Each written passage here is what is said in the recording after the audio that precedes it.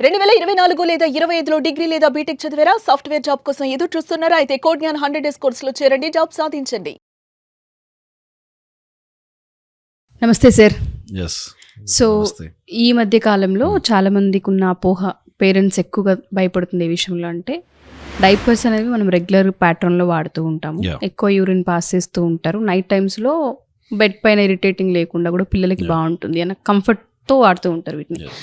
ఈ డైపర్స్ వేయడం వల్ల కప్ప కాళ్ళలా పిల్లలు అయిపోతాయని, కాళ్ళకి మధ్య గ్యాప్ వస్తూ ఉందని, వాకింగ్ డిలే అవుతుందని చెప్తూ ఉన్నారు. ఇది ఎంతవరకు నిజమంటారు అసలు? డైపర్స్ అనేది ఇప్పుడున్న ప్రజెంట్ జనరేషన్లో గత 10-15 సంవత్సరాల నుంచి కూడా it has become a common thing. అది వాడడం తప్పు లేకపోతే అన్హెల్దీ అని చెప్పడానికి లేదు. Because they are fairly safer. పెద్దగా ప్రాబ్లం ఏమి ఉండదు దాంతో. It will become a problem only when they are not changing it frequently. Urine చేసిన కాసేపటికి అబ్జర్వ్ చేసుకొని ఒకవేళ చేంజ్ చేయకపోతే డెఫినెట్లీ ప్రాబ్లమ్స్ ఉంటాయి. బట్ మీరు అడిగినట్టు ఏదైతే అపోహ ఏదైతే చాలా మందికి ఉందో, కప్ప కాళ్ళు, బౌల్ ఎగ్స్ అని చెప్పి, నాక్ నీస్ అని ఏదైతే అంటున్నారో మీరు, అలా అవుతాయి అనేది no, it is not a fact. అట్లాంటి ఏ స్టడీ లేదు, అలాంటి ఏ రిలేషన్షిప్ లేదు. అండ్ డైపర్స్ అంత పెద్ద టైట్ కూడా ఉండవు బ్లడ్ సప్లై ఆపడానికి లేకపోతే నడుము దగ్గర టైట్ చేయడానికి. నో, అలాంటి ఛాన్స్ ఏం లేదు. వేరే రకంగా ఏమైనా ప్రాబ్లమ్స్ చేస్తాయేమో కానీ, బట్ నాట్ దిస్ వే.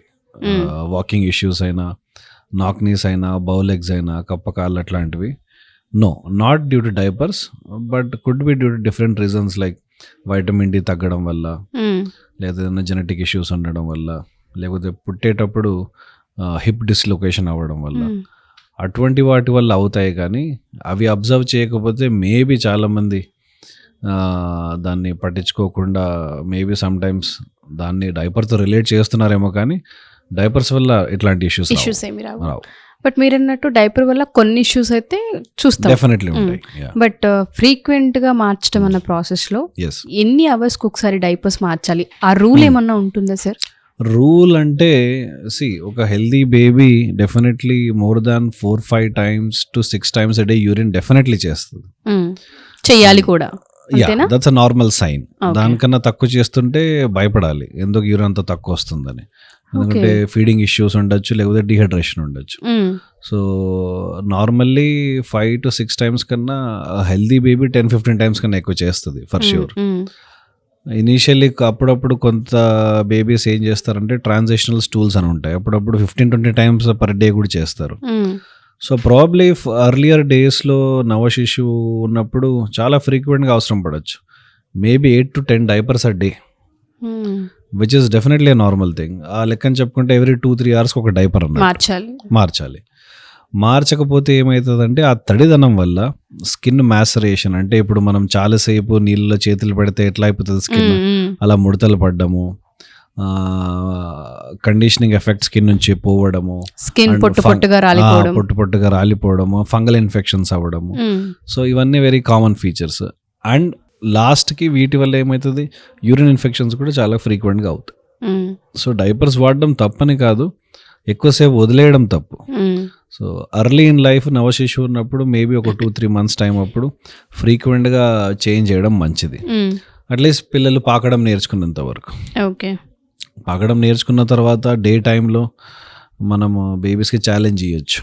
కింద మ్యాట్ వేసినప్పుడు మనము ఈజీ షీట్స్ అని చెప్పి ఏవైతే డైపర్స్తో తయారు చేస్తారో అటువంటి షీట్స్ వస్తాయి.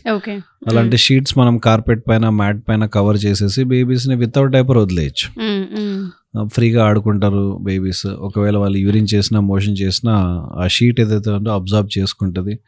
And they need not worry about cleaning it ప్రతిసారి. సో పాకడం, క్రాలింగ్ స్టార్ట్ చేసిన తర్వాత they can slowly start removing diapers. Night times use చేయొచ్చు. బట్ ఏది ఏమైనా ఒక 1.5 year 2 years లోపు పిల్లలకి మెల్లమెల్లగా డైపర్ అనేది ఆపేసేటట్టు చూసుకోవాలి. అట్లీస్ట్ 2 years నుంచైనా స్టార్ట్ చేయాలి. ఇంకా ఒక 1.5-2 years నుంచి మెల్లగా వాళ్ళు మైండ్లో అనుకోవాలి, ఇంకా డైపర్స్ నేను ఆపేస్తాను అని. ఎందుకంటే అప్పటి నుంచే మనము పాటీ ట్రైనింగ్ అని, యూరిన్ ట్రైనింగ్ అని స్టార్ట్ చేయాలి. కాబట్టి ఈ మధ్య ఇప్పుడున్న జనరేషన్కి ఏమైపోయిందంటే 5 years 6 years బేబీస్ కూడా డైపర్ వేసుకొని జరుగుతున్నాయి. అది అంత ప్రొలాంగ్గా లాగడం తప్పు. స్టార్టింగ్లో వాడతారు for convenience and for everything is a good thing. ఒక 2 years తర్వాత కూడా దాన్ని కంటిన్యూ చేయడం డెఫినెట్లీ ఒక convenience, but very harmful to the child. Potty training and urine training అనేది అవ్వదు. డైపర్ ఉండడం వల్ల వాళ్ళకి బాధ లేకుండా చాలా మటుకు ఎట్లయిపోతుందంటే ఒక కండిషన్ రిఫ్లెక్స్లా అయిపోతుంది. ఎట్లా అంటే ఇప్పుడు కండిషన్ రిఫ్లెక్స్ అంటే ఒక డైలీ రొటీన్కి అలవాటు ఉన్నట్టు ఆ డైపర్ ఉంటేనే వాడికి urine feeling, motion feeling. Diaper లేకపోతే వాళ్ళు they will hold urine and motion. True sir. So దానివల్ల కాన్స్టిపేషన్ అవ్వడము, యూరిన్ ఇన్ఫెక్షన్స్ అవ్వడము డెఫినెట్లీ ఆ రకంగా కూడా అవుతుంది. డైపర్ ప్రొలాంగ్ పెట్టడం వల్ల అవుతుంది. అండ్ పెద్ద పిల్లల్లో ఇలా డైపర్స్ అలవాటు చేయడం వల్ల వాళ్ళు దానికి కండిషన్ అయిపోయి ఉంటారు కాబట్టి వాళ్ళు they will hold their urine back and motion back. So ఎన్ని రోజులు యూస్ చేయాలి, ఎలా ఫ్రీక్వెంట్లీ చేంజ్ చేయాలి, ఏ ఏజ్ వరకు యూస్ చేయాలి, సో ఇవన్నీ డెఫినెట్లీ ముందు నుంచే ప్లాన్ చేసేసుకొని దానికి ఒక కంటింజెన్సీ ప్లాన్ రాసుకొని నేను ఈ టైం తర్వాత ఈ డైపర్స్ ఆపడానికి ప్రయత్నిస్తాను, ఇవన్నీ ప్లాన్ చేసుకోవడం పేరెంట్స్కి మంచిది. No doubt diapers are good, but how often should we change, how long should we use అనేది ఒక ప్లాన్ రాసుకోవాలి. ఎగ్జాక్ట్లీ. ఎవరైతే ఈ వీడియో చూస్తూ ఉంటారో పేరెంట్స్ చాలామంది ఈ మధ్య కాలంలో భయపడుతూ ఉన్నారు కాబట్టి డైపర్స్ వల్ల పిల్లలకి నడక డిలే అవుతుందని కానీ, లేదు అంటే కప్పకాలలా మారిపోతాయని కానీ, డైపర్స్ వల్ల ఇంకా ఇతర ఏదైనా ఇబ్బందులు వచ్చే అవకాశం ఉంటుందని కానీ పొరపాటును కూడా అపోహల్లోకి వెళ్ళొద్దు. దానివల్ల ఎటువంటి ఎఫెక్ట్స్ ఉండవు. కాకపోతే ఎన్ని అవర్స్కి ఒకసారి మారుస్తూ ఉన్నాం, ఫ్రీక్వెంట్గా చేంజ్ చేస్తున్నామా లేదన్న దానిపైననే డిపెండ్ అయి ఉంటుంది కంప్లీట్గా. Thank you sir. Thank you so much.